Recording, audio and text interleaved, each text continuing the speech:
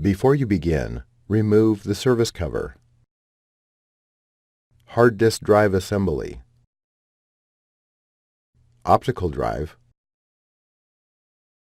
Keyboard. And top cover.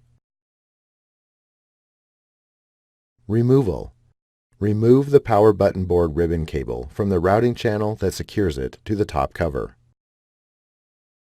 Remove the 3mm P1 Phillips head screw that secures the power button board to the top cover.